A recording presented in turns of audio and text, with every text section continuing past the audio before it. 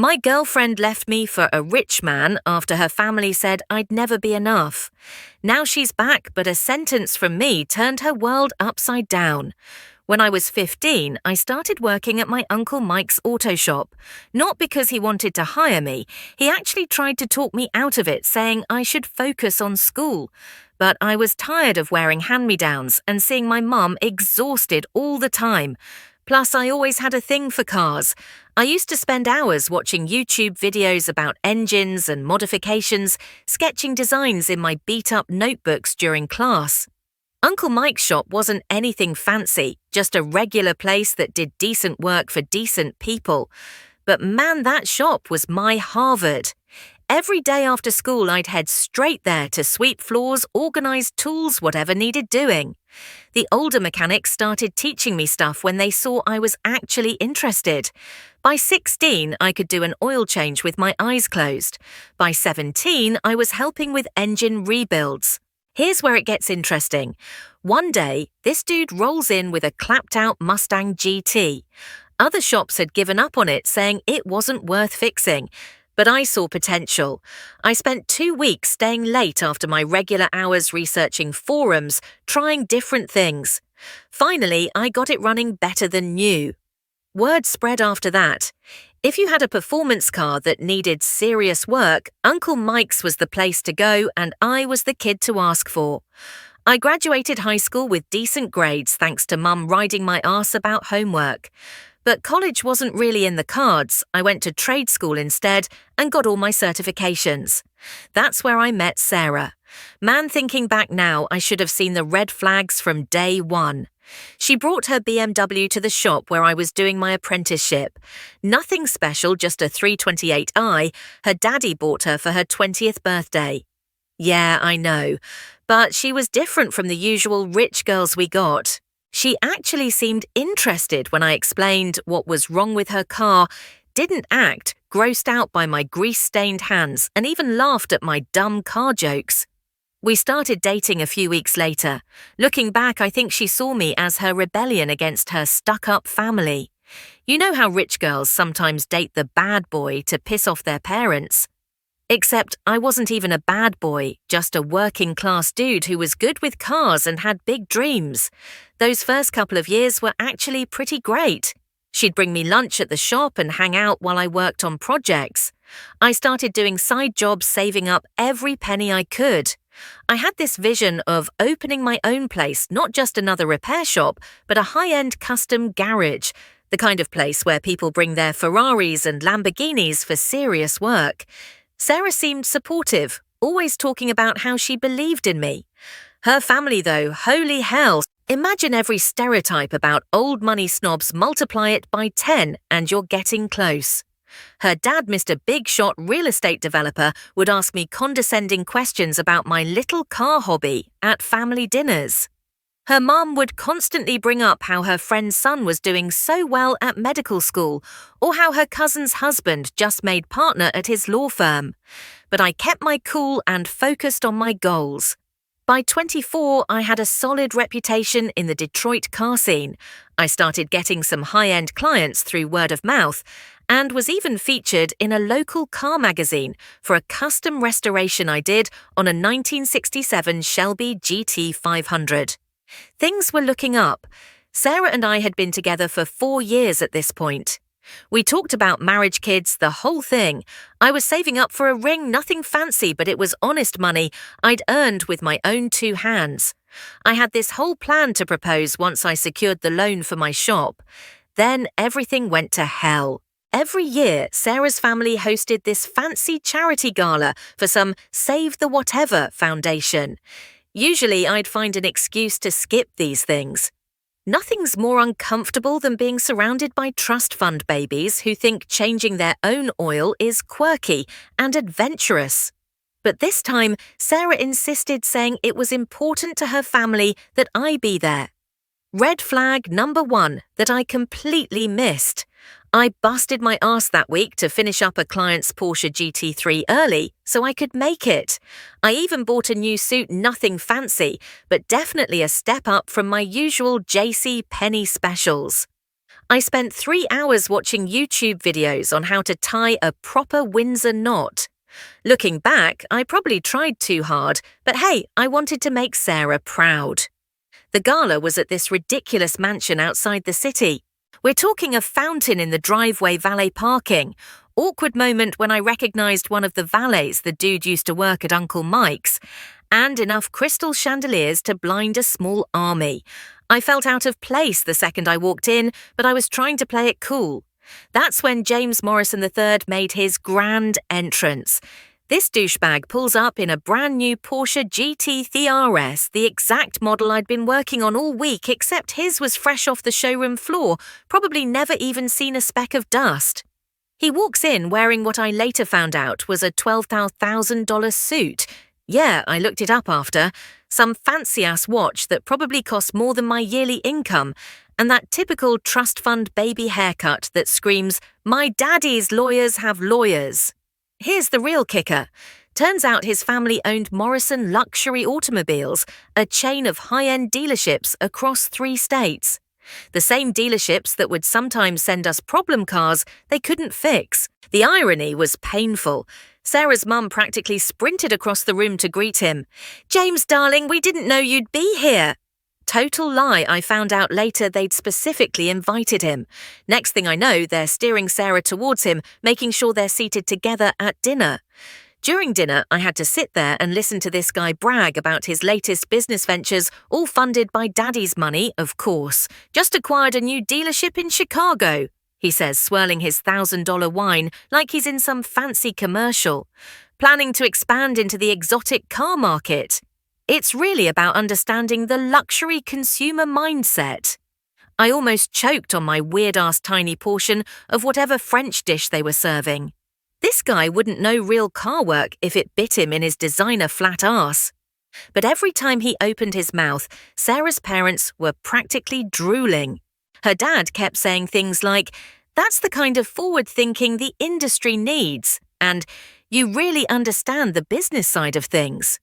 The whole time I noticed Sarah getting quieter and quieter. Usually she'd jump in, talk about some of the custom work I'd done, how I was planning to open my own shop. But that night, nothing.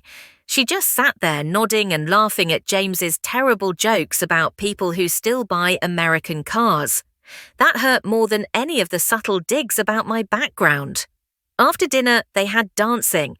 I'm not much of a dancer unless you count the victory dance I do after successfully rebuilding a transmission. But I was trying. Then James cuts in all smooth with his ballroom dancing skills probably learned at some fancy prep school. Sarah didn't even look back at me. The rest of the night was torture. I had to watch them dancing, talking, laughing. Her mum kept hovering around them, taking pictures, making comments about what a handsome couple they made. Meanwhile, I'm standing by the bar, drowning my frustration in an overpriced drink that I couldn't really appreciate anyway. On the drive home, Sarah was different. Quiet. When I tried to joke about James being a walking stereotype, she didn't laugh like she usually would. Instead, she got defensive. "He's actually really smart about the industry," she said. "Maybe you could learn something about the business side from him." That's when I knew. Deep down, I think I knew right then that we were done. But like an idiot, I ignored it. I kept telling myself she was just impressed by the fancy party, that things would go back to normal once we were back in our regular routine. Over the next few weeks, Sarah started getting more involved with her family's social circle. Suddenly, she was too busy to hang out at the shop, always had some charity event or social function to attend. And somehow James was always there too. "Just a coincidence," she'd say. "Yeah, right. The final straw. I found out she'd been having business lunches with James to discuss investment opportunities for my future shop. Apparently he was interested in backing local talent. Sure, backing me right out of my relationship. It was a Tuesday when my life imploded. I remember because I had just finished a complex transmission rebuild on a client's Mercedes AMG GT. I was feeling pretty good about myself, hands all greasy, but a fat check in my pocket. The kind of day that usually meant a celebration beer with the guys at the shop. Then Sarah texts, "Can we talk? I'll come by your place after work." Anyone who's ever gotten that text knows exactly what it means. But stupid me, I actually thought maybe she wanted to apologize for being distant lately. I rushed home, took the fastest shower of my life, even cleaned up my small apartment above the shop. It wasn't much, but it was mine paid for with honest work and long hours. She shows up looking like she stepped out of a magazine. Designer, everything hair done perfectly, not a single thing out of place. Meanwhile, my hands still had motor oil under the nails that wouldn't come out, no matter how hard I scrubbed. The contrast hit different that day.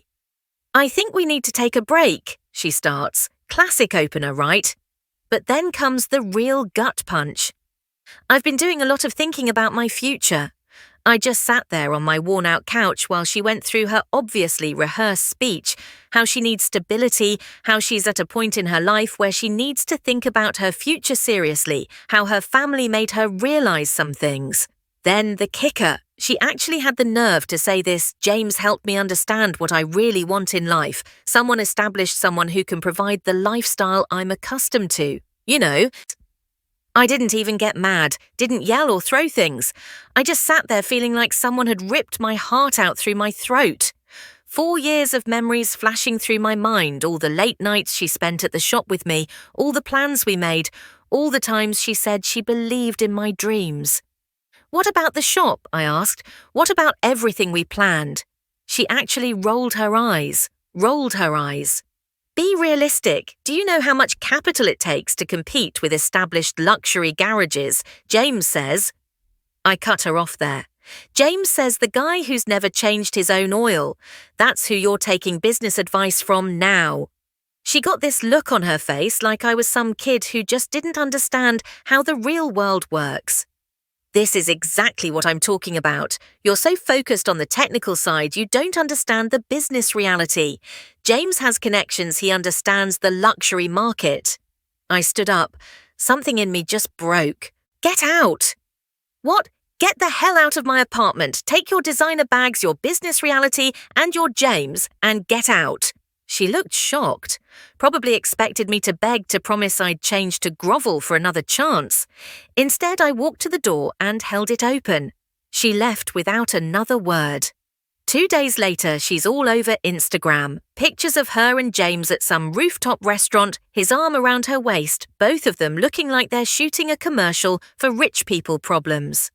Caption: "Sometimes life leads you exactly where you're meant to be."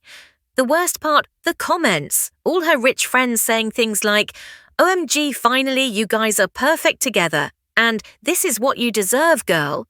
Like our entire relationship was just some embarrassing phase she went through. Then the real storm came. Remember that Mercedes I just finished working on, the owner calls the next day, says the transmission's acting up again. I was so messed up from the breakup I must have missed something during reassembly. I had to eat the cost of fixing it. There went the fat check I was so proud of. More mistakes followed. I started drinking too much, showing up to work late, losing focus during jobs. Uncle Mike tried to talk to me about it, but I wasn't hearing it. Customers started going elsewhere. My savings for the shop drained fast between lost work and trying to drink away memories of Sarah. I lost 3 more big jobs in 2 weeks. Word gets around fast in the luxury car world. 1 mistake and your reputation takes a hit. 2 mistakes, people start looking elsewhere. Uncle Mike tried to help. He's a good dude, kept giving me chances, even when I was showing up late, hungover, or both. But after I scratched a client's restored 1969 Camaro because I was too drunk to notice a loose wrench on my workbench, he had to make a decision. He pulled me aside one Friday afternoon, pain all over his face.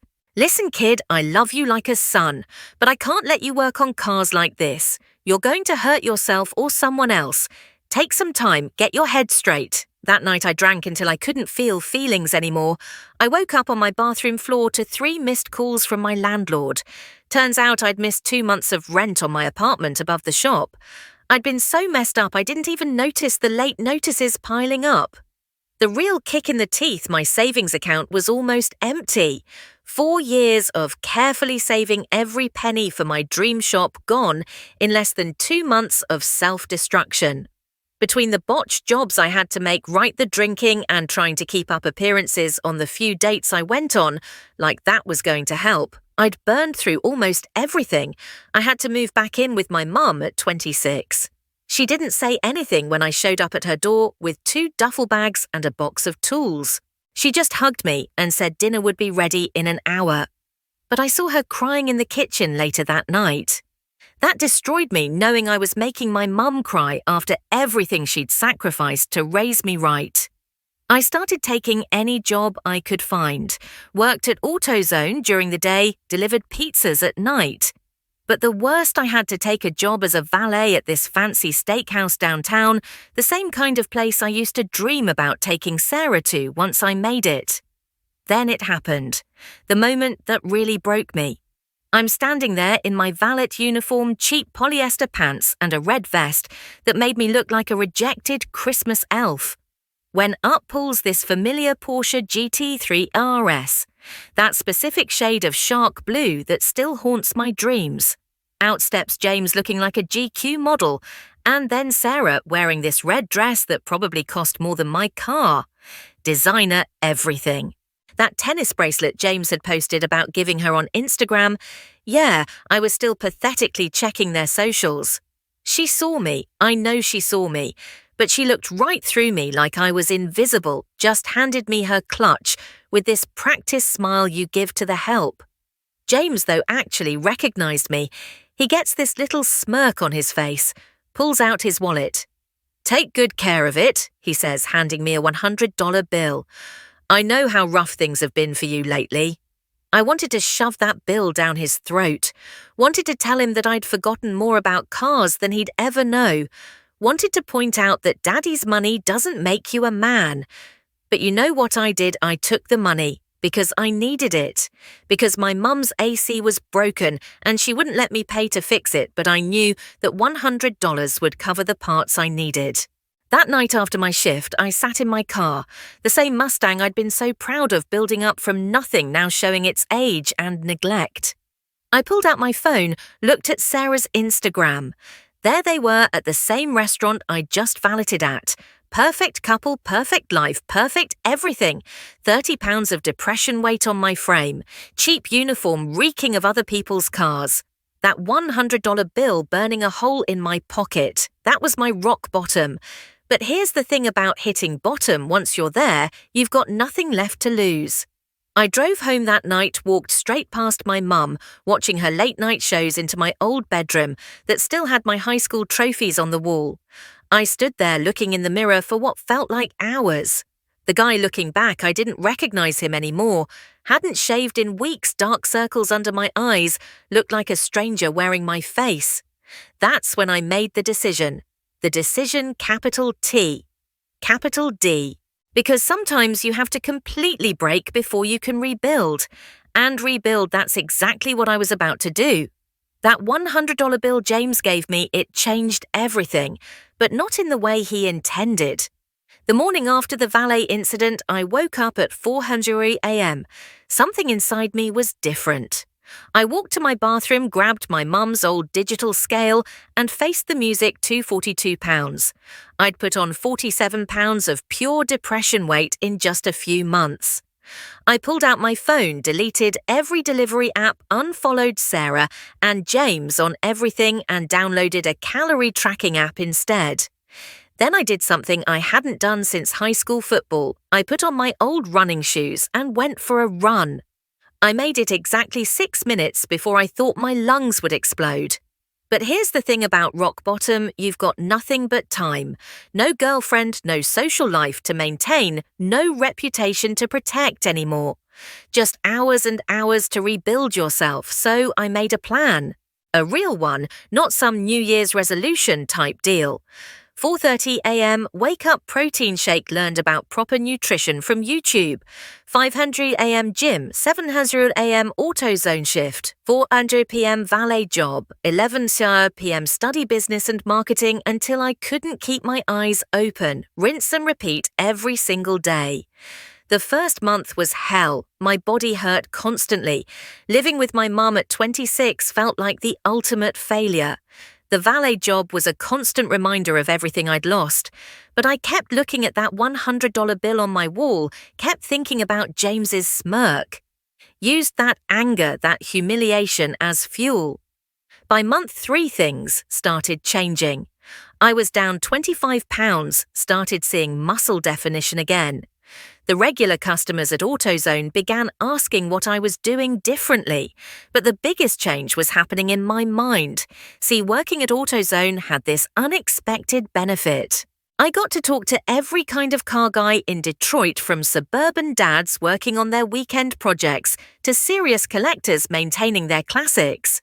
I started noticing patterns in what they complained about, what services they couldn't find, what they wished existed. The high-end guys especially kept bitching about how the dealerships, like James's family's chain, were overcharging for basic work and screwing up the complex stuff. The more I listened, the more I saw a gap in the market. These guys wanted someone who understood both the mechanics and the luxury market. Remember that warehouse I mentioned earlier? I found it during a valet shift. This massive abandoned building in Corktown, right between the wealthy suburbs and downtown. The previous owner went bankrupt during COVID. The place was a mess, broken windows, graffiti everywhere, probably some questionable residents in the corners. But holy hell, the bones were perfect: high ceilings, great location, massive doors that could fit any size vehicle. During my breaks, I'd sit in my car outside that building, running numbers, sketching layouts, planning. The asking price was way out of my league, $400,000, but I couldn't stop thinking about it. Then came the breakthrough. One night I'm valeting and this beat-up Rolls-Royce Phantom rolls in. Yeah, that's a thing.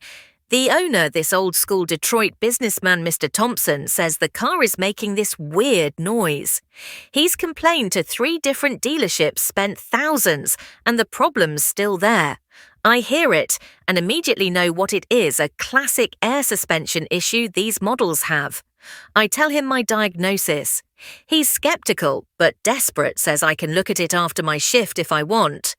I spent 2 hours in that parking lot fixing his car with basic tools from my trunk. When I finish, he's shocked. He starts asking about my background, my plans. I told him everything about the warehouse I wanted to buy, about my vision for a different kind of luxury garage, about how the current market was underserving guys like him. We must have talked for another hour. The next day he calls, wants to meet at his office. I show up in my best clothes, which wasn't saying much at that point, hands still stained with motor oil despite scrubbing them raw. He has a proposal. He'll help secure the loan for the warehouse, plus $200,000 for renovations and equipment. In return, he wants 25% of the business and first priority service for his car collection. But here's the catch: I had 3 months to prove I could run a business. I had to create a complete business plan, marketing strategy, everything. Oh, and I had to get back in good standing with the luxury car community. No pressure, right? You know what I did? I grabbed every free business course online I could find. I spent my valet shift studying the high-end clients, how they talked, what they valued, what made them trust a business. I used my AutoZone connections to start rebuilding my reputation in the car community, called in favors from every mechanic I'd ever helped. I lost another 20 pounds, started dressing better. Not fancy, but professional, clean-pressed clothes, even for the valet job. I changed how I talked, how I carried myself, not pretending to be something I wasn't, but becoming the best version of who I could be. 3 months later, I walked into Mr. Thompson's office a different man. Physically, mentally, professionally, everything had changed. I slapped down a 100-page business plan that I'd rewritten 12 times. I had 5 luxury car owners ready to sign maintenance contracts, had a complete renovation plan for the warehouse. He read through everything, looked at me for a long moment, then opened his desk drawer and pulled out a set of keys, the keys to the warehouse. He said he'd already bought it. He knew after week 2 that I was going to make it happen, just wanted to see how far I'd push myself. That night, standing in my soon-to-be shop covered in dust and cobwebs, I finally took that $100 bill down from my wall. Not because I was over it, but because I needed room for the building permit that was going to change everything. Renovating that warehouse was like bringing a dead car back to life. You've got to strip everything down to bare metal before you can rebuild it properly. The first day I walked in as the owner, I found 3 homeless guys living in the corner office and enough pigeons to start a racing team. The roof leaked in 17 different places. The concrete floor was cracked worse than my ex's moral compass. But man, there's something therapeutic about destroying things to rebuild them better. I spent 2 weeks just demolishing interior walls and clearing out decades of industrial crap, Mr. Thompson thought I was crazy for doing the demo work myself, but I needed to feel every piece of this place transform under my hands. Remember that business plan I mentioned? It called for 3 months of renovation before opening. We did it in 7 weeks. I'm talking 18-hour days, sleeping on a cot in what would become the customer lounge, eating nothing but protein bars and gas station coffee. My mum would bring me clean clothes and actual food, telling me I was working too hard. But she didn't understand. This wasn't work, this was redemption. The floor ended up costing almost $50,000 to do right special epoxy coating that could handle everything from oil spills to Bugatti tyre marks.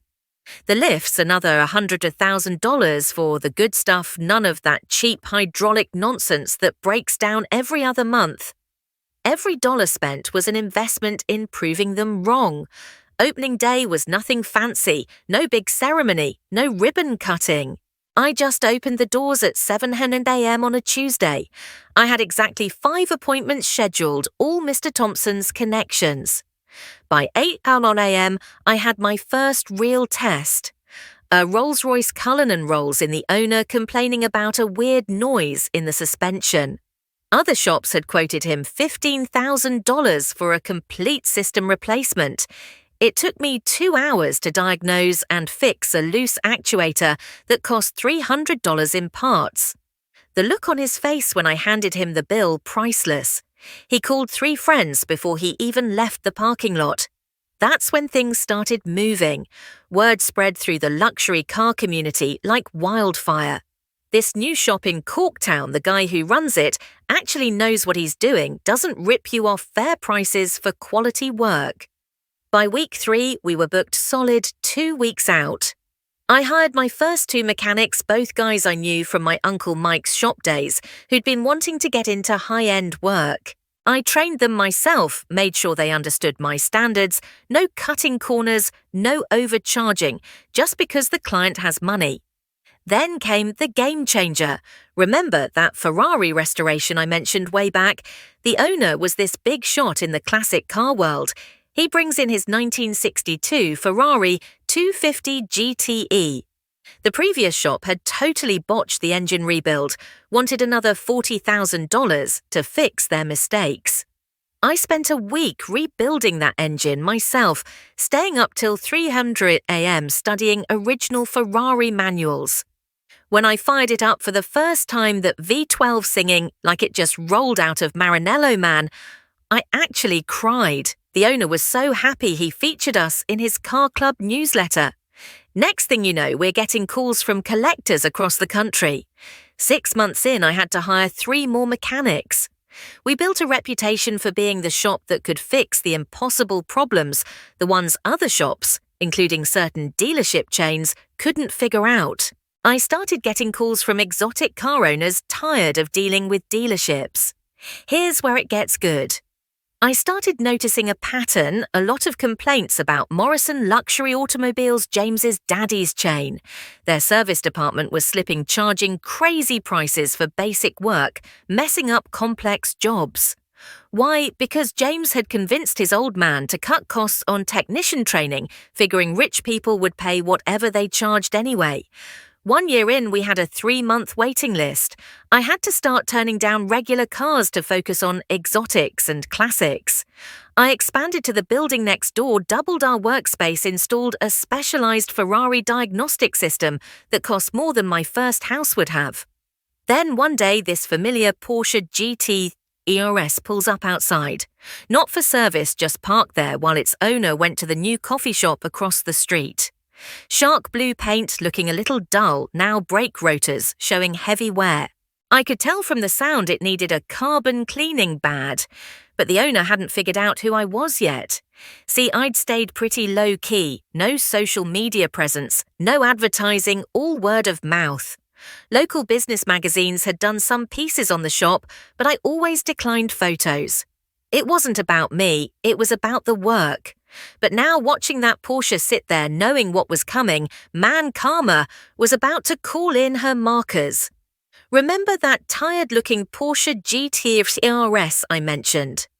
2 weeks after I saw it outside my shop, it finally showed up as a customer. Not with James driving, he'd sent one of his dealership's porters.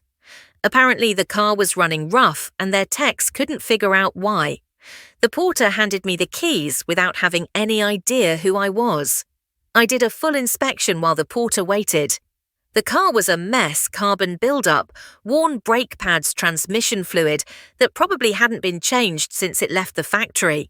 Classic signs of an owner who cares more about the badge than the machine. I wrote up a full estimate and handed it to the porter. The total came to about $18,000 worth of work needed. The porter called James right there in my office. I could hear James through the phone. "That's ridiculous. Our service department said it just needs a tune-up." Made my day when the porter replied, "Sir, you told me to take it to the best shop in Detroit. This is that shop." James shows up an hour later, probably expecting to throw his weight around. He walks into my office without recognizing me at first. I'd changed a lot in 3 years, gained 30 pounds of muscle, grew a well-maintained beard, wearing a tailored suit instead of mechanic's overalls. The moment of recognition, pure gold. His face went through about 5 different emotions in 3 seconds: shock, disbelief, anger, fear, and finally respect. Because he knew. One look around my shop told him everything he needed to know: 6 high-end cars being worked on, 3 Ferrari certificates on the wall, and a waiting list so long we had to stop taking new clients. "How?" he started to ask. "Hard work," I cut him off. "Something Daddy's money can't buy." He tried to save face, started talking about how we should collaborate. His dealership chain was struggling. Turns out cutting corners on service wasn't such a great long-term strategy, but I wasn't interested in helping the guy who took everything from me.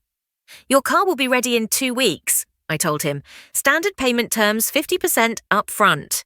The best part, he paid. He had no choice, really. His reputation was on the line and his dealership couldn't fix the car properly, but that was just the appetizer. The main course came about a month later when I got an interesting email. Morrison Luxury Automobiles was looking to sell some of their locations. Turns out their service department's reputation had tanked so badly they were losing millions. High-end clients were leaving in droves, many of them coming to us.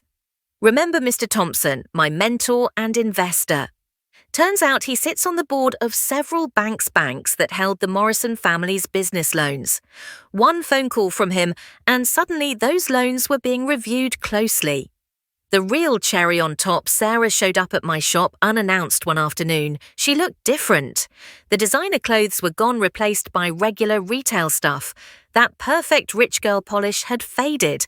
Turns out James's family's financial troubles had hit home. No more unlimited credit cards, no more luxury shopping sprees.